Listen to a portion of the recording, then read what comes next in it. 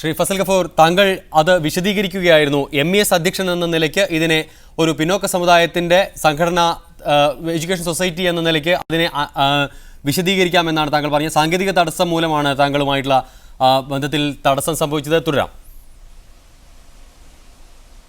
അതെന്താ സംഭവം എന്ന് വെച്ചിട്ടുണ്ടെങ്കിൽ, ഈ പിന്നോക്ക സമുദായങ്ങളെ സംബന്ധിച്ചിടത്തോളം അത് മുസ്ലിം ആയാലും മറ്റുള്ള പിന്നോക്ക സമുദായങ്ങളായാലും അവരെ സംബന്ധിച്ചിടത്തോളം ഒരു കോമൺ എൻട്രൻസ് എക്സാം നമ്മൾ വിശകലനം ചെയ്യുമ്പോൾ, ഉദാഹരണമായിട്ട് രാജസ്ഥാനിൽ എടുത്ത് നോക്കുമ്പോൾ 2% മുസ്ലിമുകൾക്കാണ് അവിടെ എൻട്രൻസ് എക്സാമിൽ കിട്ടുന്നത്.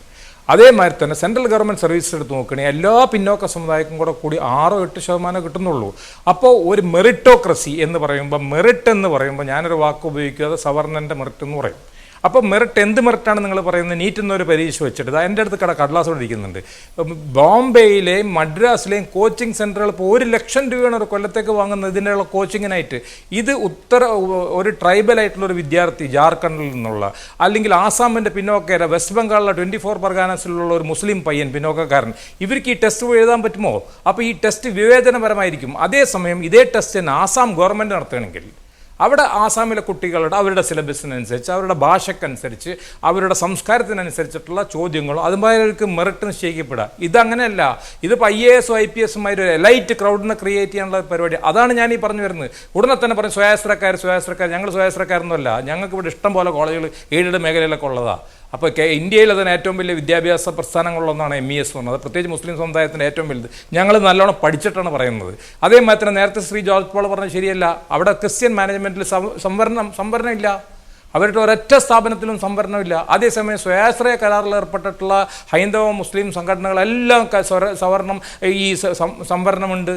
അപ്പോൾ ഈ സംവരണത്തിൻ്റെ കാര്യത്തിലും ഈ പ്രശ്നമുണ്ട്. എന്താ കാരണം? നീറ്റ് വരുമ്പോൾ സംവരണം വരണം എന്നില്ല. അത് നിങ്ങളെ തെറ്റായ ധാരണയാണ്. അവിടെ കോളേജുകൾക്ക് ഓപ്ഷൻ ഉണ്ട്.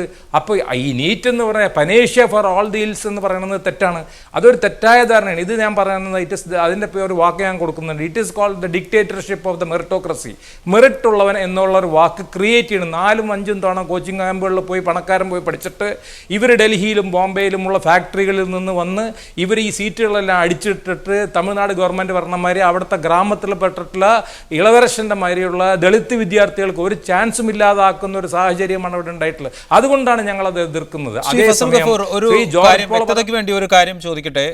ഇപ്പോൾ നിലനിൽക്കുന്ന വിദ്യാഭ്യാസ സമ്പ്രദായം, പ്രവേശന പരീക്ഷാ സമ്പ്രദായത്തിലും ഇത്തരം കോച്ചിങ് സെന്ററുകളുടെ ആധിക്യവും അവിടെ പഠിക്കാൻ സാമ്പത്തിക ശേഷിയുള്ളവരുടെ മേൽക്കോയ്മയും നിലനിൽക്കുന്നില്ലേ? അതെങ്ങനെയാണ് ഒരു പൊതുപ്രവേശന പരീക്ഷ ഏകീകൃത പരീക്ഷയാകുമ്പോൾ മാത്രം സംഭവിക്കുന്നത്?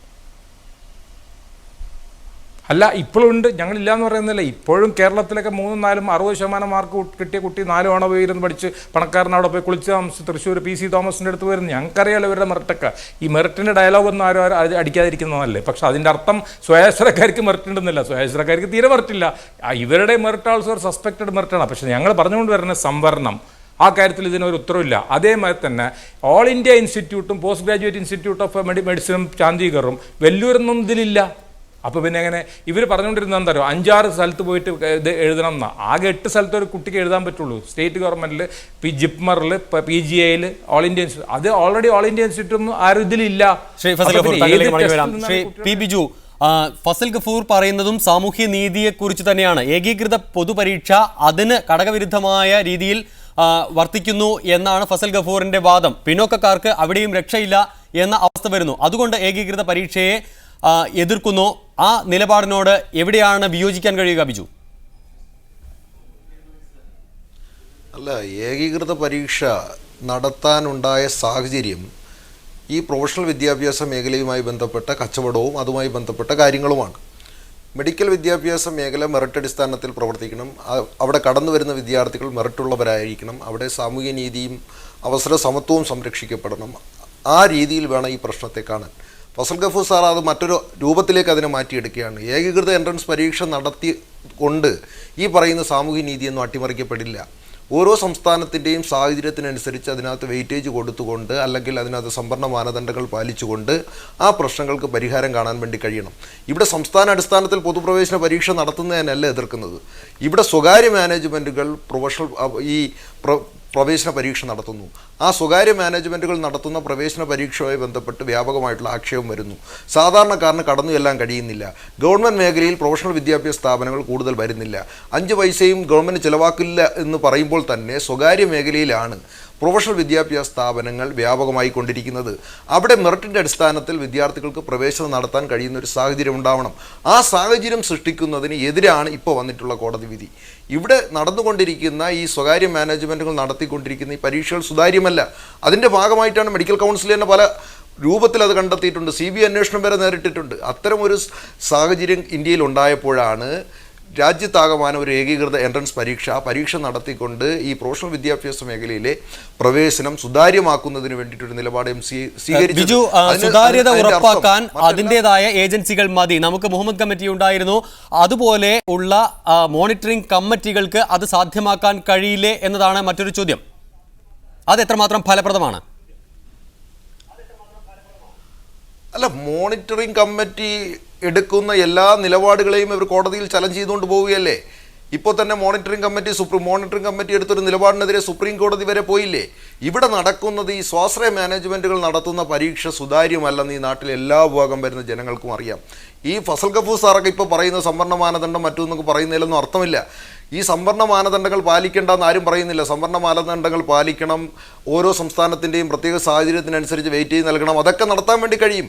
ഇവിടെ ഒരു പ്രവേശനം ആകണം. ആ പ്രവേശനം സുതാര്യമാക്കുന്നതിന് വേണ്ടി മാനേജ്മെൻറ്റുകൾ അനുവദിക്കുന്നില്ല. അതാണ് ഇതുമായി ബന്ധപ്പെട്ട പ്രധാനപ്പെട്ട പ്രശ്നം. ഏറ്റവും ദൗർഭാഗ്യകരമായിട്ടുള്ള കാര്യമെന്ന് പറഞ്ഞാൽ സംസ്ഥാനത്തെ വിദ്യാഭ്യാസ മന്ത്രി പോലും ഈ സ്വകാര്യ മാനേജ്മെൻറ്റുകളുടെ താല്പര്യം സംരക്ഷിക്കുന്നതിന് വേണ്ടി അതിനനുകൂലമായ നിലപാട് സ്വീകരിച്ചു എന്നുള്ളതാണ്. എന്തൊക്കെ കാര്യങ്ങൾ ഇവിടെ വിശദീകരിച്ചാലും ഈ വിധി രക്ഷിതാക്കൾക്കെതിരാണ്, കുട്ടികൾക്കെതിരാണ്, കേരളീയ സമൂഹത്തിന്.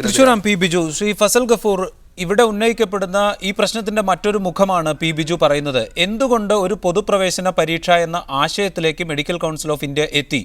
സ്വാശ്രയ മാനേജ്മെൻറ്റുകൾ നടത്തുന്ന പരീക്ഷകളുടെ സുതാര്യതയില്ലായ്മ, അവിടെ നടക്കുന്ന പ്രവേശനങ്ങളെക്കുറിച്ചുള്ള വ്യാപകമായ ആക്ഷേപം, ഉയർന്നു വരുന്ന എല്ലാ പ്രശ്നങ്ങൾക്കെതിരെയും കോടതികളെ സമീപിക്കുകയോ അല്ലെങ്കിൽ എന്ത് ക്രമക്കേട് കാണിച്ചും പ്രവേശനം നടത്താം എന്ന രീതിയിലേക്ക് കാര്യങ്ങളെ എത്തിച്ചതിൻ്റെ ഉത്തരവാദിത്തം, ഇത്തരം സാഹചര്യം ഇപ്പോഴും നിലനിൽക്കുന്നില്ലേ?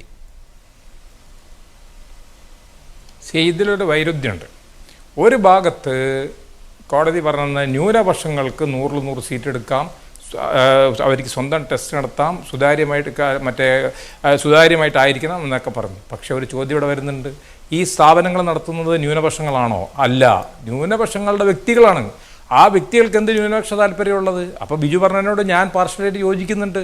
അപ്പോൾ എന്ത് പറ്റി ന്യൂനപക്ഷങ്ങളുടെ പേരിൽ? ഇപ്പോൾ ഉദാഹരണം തന്നെ ഒരു ഭയങ്കര തെറ്റായ പ്രവണത വന്നു. കേരളത്തിൽ അത്ര വന്നിട്ടില്ലെങ്കിൽ മറ്റുള്ളിടത്തൊക്കെ ന്യൂനപക്ഷങ്ങൾക്ക് 100 സീറ്റ് എടുക്കാം എന്ന് പറയുമ്പോൾ ന്യൂനപക്ഷ കച്ചവടക്കാരല്ല ഇപ്പോൾ രംഗത്തിറങ്ങിയിരിക്കണേ, ഓൾ ഇന്ത്യയായിട്ട് ഇറങ്ങിയിരിക്കുന്ന രംഗത്ത് ഇത്തരത്തിലുള്ള സ്ഥാപനങ്ങൾ കെട്ടി അതിൻ്റെ അകത്ത് പ്രോഫിറ്റ് ഉണ്ടാക്കാനായിട്ട്. അപ്പോൾ അതിന് കോൺസ്റ്റിറ്റ്യൂഷണൽ പരിരക്ഷ വന്നിട്ടുണ്ട്. അതിൽ പറഞ്ഞിരിക്കുന്നത് എന്താണെന്ന് വെച്ചിട്ടുണ്ടെങ്കിൽ ആകെ ഇത്ര ഒരു കമ്മിറ്റി വേണം. പക്ഷേ അതിൽ അവർ പറഞ്ഞതിൽ ഒരു പോയിന്റ് നമ്മൾ ശ്രദ്ധിക്കേണ്ടതുണ്ട്. ന്യൂനപക്ഷങ്ങൾ ഒരു സ്ഥാപനം നടത്തുമ്പോൾ അവിടുത്തെ മെറിറ്റ് ന്യൂനപക്ഷം തന്നെ തീരുമാനിക്കണം. അല്ലെങ്കിൽ എന്ത് പറ്റും എന്ന് വെച്ചാൽ പല സംസ്ഥാനങ്ങളും, രാജസ്ഥാൻ, മധ്യപ്രദേശ്, ഇത്തരത്തിലുള്ള സംസ്ഥാനങ്ങളിലൊക്കെ ന്യൂനപക്ഷ വിദ്യാർത്ഥികളുടെ മെറിറ്റ് വളരെ കുറവായിരിക്കും. അവർ ജനറൽ മെറിറ്റ് കോട്ട വിദ്യാർത്ഥികളായിട്ട് മത്സരിച്ചാൽ അവർക്ക് സീറ്റുകൾ കിട്ടില്ല. അതിപ്പോൾ അവിടുത്തെ മെഡിക്കൽ കോളേജിൻ്റെ പെർസെൻറ്റേജ് നമ്മൾ നോക്കിയാൽ മതിയല്ലോ. പലയിടത്തും സംവരണം പോലും ഇല്ല. രാജസ്ഥാനിലും മധ്യപ്രദേശിലൊന്നും മുസ്ലിങ്ങൾക്കൊന്നും സംവരണമില്ല. അപ്പോൾ ആ നിലക്ക് സതുദ്ദേശത്തോടു കൂടിയിട്ട് കോടതി ചെയ്തിട്ടുള്ള ഒരു കാര്യത്തെ പല ന്യൂനപക്ഷ വ്യക്തികളും മാനേജ്മെൻറ്റുകൾ എന്ന പേരിൽ അട്ടിമറിക്കുന്നുണ്ട് എന്ന് പറയാതിരിക്കാൻ വയ്യ. അത് ഞാൻ അംഗീകരിക്കുന്നു. പക്ഷേ അതേസമയം നിങ്ങളൊരു കാര്യം മനസ്സിലാക്കണം. ഈ ക്രോസ് സബ്സിഡി വന്നപ്പോൾ എന്ത് പറ്റിയെന്ന് വെച്ചിട്ടുണ്ടെങ്കിൽ അപ്പുറത്തെ വിദ്യാർത്ഥി 25,000 രൂപക്ക് 1 ലക്ഷത്തിന് പഠിക്കാനായിട്ട് ഇപ്പുറത്തെ മാനേജ്മെൻറ്റ് വിദ്യാർത്ഥി 8 ലക്ഷം രൂപ കൊടുക്കേണ്ടി വരുന്നു. 8 ലക്ഷം എന്ന് വരുമ്പോൾ നാച്ചുറലി ഒരു റാങ്ക് ലിസ്റ്റ് വരുമ്പോൾ ഒരു കൂട്ടത്തിൽ നമ്മൾ എടുക്കുമ്പോൾ വളരെ കുറഞ്ഞ മെറിറ്റുള്ള വിദ്യാർത്ഥികളെ ഉണ്ടാവുള്ളൂ ഈ 8 ലക്ഷം കൊടുക്കാനുള്ള. അപ്പോൾ അതൊരു ന്യൂനത. അങ്ങനെയാണെങ്കിൽ നമ്മൾ ഈക്വൽ ഫീസിലോട്ട് പോകേണ്ടി വരും. ഈക്വൽ ഫീസിൽ പോകണമെങ്കിൽ കുറേ കൂടെ മികച്ച വിദ്യാർത്ഥികളെ കിട്ടും. അത് നീറ്റിൽ നിന്നോ അല്ലെങ്കിൽ സ്റ്റേറ്റ് ഗവൺമെൻറ് എൻട്രൻസ് എക്സാമിൽ നിന്നോ നമുക്ക് എടുക്കാൻ പറ്റുന്നതാണ്. പക്ഷേ അവിടെ പറ്റുന്നത് സാമൂഹ്യ നീതി അവിടെ ഒരു പ്രശ്നമായി മാറും. കാരണം ഈ പാവപ്പെട്ട വിദ്യാർത്ഥികളെ പഠിക്കാൻ പറ്റില്ല. ക്രിസ്ത്യൻ മാനേജ്മെൻറ്റ് ചെയ്യണമാതിരി എല്ലാവർക്കും ഒരേ ഫീസ് 4 ലക്ഷം രൂപ അല്ലെങ്കിൽ കൊടുക്കേണ്ടി വരും. അപ്പോൾ ഇതൊരു സങ്കീർണമായിട്ടുള്ള പ്രശ്നമാണ്. ഒരൊറ്റയടിക്ക് നമുക്ക് ആരെ അടിച്ച് ആക്ഷേപിക്കാൻ പറ്റാത്ത ഒരു സാഹചര്യമാണ്. ഡോക്ടർ ഫസൽ ഗഫൂർ, താങ്കളിലേക്ക് മടങ്ങി വരാം. ശ്രീ ജോർജ് പോൾ, ഏതായാലും സാമൂഹിക നീതി ഉറപ്പുവരുത്തണം എന്ന് എല്ലാവരും ഉറപ്പിച്ച് പറയുന്നു. പക്ഷേ സ്വാശ്രയ മാനേജ്മെൻറ്റുകൾക്ക് സർക്കാരിൻ്റെ ഫണ്ട് ഇല്ല എന്ന ഒറ്റ കാരണത്താൽ ഒരു തരത്തിലുള്ള നിയന്ത്രണവും ഏർപ്പെടുത്താൻ പാടില്ല, അവരുടേതായ വഴിക്ക് തന്നെ പോകാം എന്ന രീതിയിലുള്ള വാദങ്ങൾ, ആ വാദങ്ങൾ സ്വാശ്രയ മാനേജ്മെന്റുകൾ ഉയർത്തുന്നത് എത്രത്തോളം നമ്മുടെ ഒരു സാമൂഹിക അവസ്ഥയ്ക്ക് പര്യാപ്തമാണ്? അതായത് മാനേജ്മെൻറ്റുകൾ അങ്ങനെ ഉയർത്തുന്നതല്ല, കോടതി അവർക്ക് കൊടുത്തിരിക്കുന്ന ഒരു അവകാശം അവർ നടത്തുന്നു എന്നുള്ളതിൽ കവിഞ്ഞിട്ട് അതിനെ കാണേണ്ട കാര്യമില്ല. പിന്നെ സാമൂഹ്യനീതി എന്ന് പറയുന്നത് ഈ ഗവൺമെൻറ് ചെയ്യേണ്ട സാമൂഹ്യനീതി ഗവൺമെൻറ് തന്നെ ചെയ്യണം. ഗവൺമെൻറ് ചെയ്യേണ്ട സാമൂഹ്യനീതി പ്രൈവറ്റ് മാനേജ്മെൻറ്റുകളുടെ മുകളിൽ ചുമത്തുന്നു എന്ന് പറയുന്നത് അതിനകത്തൊരു അനോമലി ഉണ്ടെന്നാണ് എൻ്റെ അഭിപ്രായം. മാനേജ്മെൻറ്റിന് ഇപ്പം ഞങ്ങൾ ചെയ്യുന്ന കാര്യം ഞാൻ പറയാം. സാമൂഹ്യനീതി ഡോക്ടർ ഗഫൂർ പറഞ്ഞു ഞങ്ങൾ സാമൂഹ്യനീതി നോക്കുന്നില്ല എന്നുള്ളത്. 50% ഞങ്ങൾ കഴിഞ്ഞ വർഷം മുതൽ ഗവൺമെൻറ്റിന് കൊടുക്കുന്നുണ്ട്. ആ ഗവൺമെൻറ്റിൻ്റെ അഡ്മിഷൻസ് വരുന്നത് സാമൂഹ്യനീതി നോക്കിയാണെന്നാണ് ഞങ്ങളുടെ അറിവ്.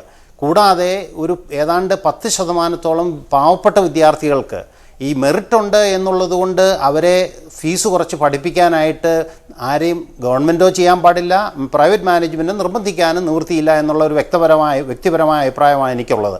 അതായത് മെറിറ്റ് കം മീൻസ് എന്നുള്ളതാണ് അതിനകത്ത് പ്രായോഗികമായിട്ട് നടത്തേണ്ട ഒരു വസ്തുത. കാരണം ഏറ്റവും പണക്കാരായ ഒരു വ്യക്തി ആ സ്റ്റുഡൻറ്റ് മെറിറ്റിൽ വന്നു എന്നുള്ളത് കൊണ്ട് അവരെ ഗവൺമെൻറ് ഫീസിൽ പഠിപ്പിക്കണമെന്ന് ഗവൺമെൻറ് നിർബന്ധം പിടിക്കുന്നത് ഒരു വിധത്തിലും അക്സെപ്റ്റ് ചെയ്യാവുന്ന ഒരു ലോജിക്കുമല്ല. പക്ഷേ അതിന് നിർബന്ധിതമാവേണ്ട ഒരു സാഹചര്യമുണ്ട്. ഒരു ഭാഗത്ത് നമ്മൾ സാമൂഹ്യ നീതിയെക്കുറിച്ച് സംസാരിക്കുന്നു, മറുഭാഗത്ത് താങ്കൾക്കറിയാം, അല്ലെങ്കിൽ ഡോക്ടർ ഫസൽ ഗഫൂർ പുറമേക്കെങ്കിലും തുറന്നു സമ്മതിക്കുന്ന കാര്യവുമാണ് ഈ നിലവാര തകർച്ചയുടെ കാര്യവും. സ്വാശ്രയ മാനേജ്മെന്റുകൾക്ക് കീഴിൽ പഠിക്കുന്ന വിദ്യാർത്ഥികളുടെ അക്കാഡമിക് നിലവാരവും ചോദ്യം ചെയ്യപ്പെട്ടുകൊണ്ടിരിക്കുന്ന ഒരു സാഹചര്യത്തിലാണ് ഈ ചർച്ച നമ്മൾ നടത്തിക്കൊണ്ടിരിക്കുന്നത്. അതുകൂടി പരിഗണിക്കേണ്ടതുണ്ട്. അതായത് ഞങ്ങളെ സംബന്ധിച്ചിടത്തോളം ഞങ്ങളുടെ 4 ക്രിസ്ത്യൻ കോളേജുകളിൽ മെറിറ്റ് ബേസിലാണ് അഡ്മിഷൻ നടത്തുന്നത്. അവിടുത്തെ എല്ലാം റിസൾട്ടും 90% കൂടുതലാണ്. ഏതാണ്ട് ഗവൺമെൻറ് മെഡിക്കൽ കോളേജിനോട് ഈക്വലൻ്റ് ആയിട്ടുള്ള റിസൾട്ട്സാണ് അവിടെ കിട്ടുന്നത്. എന്ന് പറഞ്ഞാൽ നമ്മൾ മെറിറ്റിൽ അഡ്മിഷൻ നടത്തിയാൽ വിദ്യാഭ്യാസ സ്ഥാപനം നന്നാവും, വിദ്യാർത്ഥികൾ നന്നാകും, പൊതുവായ മെഡിക്കൽ വിദ്യാഭ്യാസത്തിലുള്ള ഒരു പൊതുവായ സ്റ്റാൻഡേർഡ്സ് ഇമ്പ്രൂവ് ചെയ്യാനായിട്ടത് സഹായിക്കും എന്ന് തന്നെയാണ് ഞാൻ ചിന്തിക്കുന്നത്. അതുപോലെ തന്നെ ആയിരിക്കണം നമ്മുടെ പ്രവൃത്തിയും. ഇത് നോക്കാനായി കോടതി ഫ്രീഡം മാനേജ്മെൻറ്റുകൾക്ക് കൊടുത്ത സമയത്ത് തന്നെ ഒരു സൂപ്പർവൈസറി കമ്മിറ്റിയെയും വെച്ചിട്ടുണ്ട്. ആ സൂപ്പർവൈസറി കമ്മിറ്റി ഓണസ്റ്റായിട്ട് അതിൻ്റെ ജോലി നിർവഹിക്കുകയാണെങ്കിൽ ഇവിടെ ഒരു ഇഷ്യൂമില്ല. പ്രൈവറ്റ് മാനേജ്മെൻറ്റ് എക്സാം നടത്തിയാലും അല്ലെങ്കിൽ മെറിറ്റിൽ CET-യിൽ നിന്നോ നീറ്റ് പോലുള്ള കോമൺ എൻട്രൻസ് ടെസ്റ്റുകളിൽ നിന്ന് എടുത്താലും നല്ലത്. ഇത് രണ്ടിലും തമ്മിൽ കാര്യമായ വ്യത്യാസം ഞാൻ കാണുന്നില്ല. അതിനകത്ത് വേണ്ടതായ സർവൈലൻസും മോണിറ്ററിങ്ങും സൂപ്പർവൈസറി റോളുമാണ് അതിനകത്ത് പ്രായോഗികമാക്കേണ്ടത്.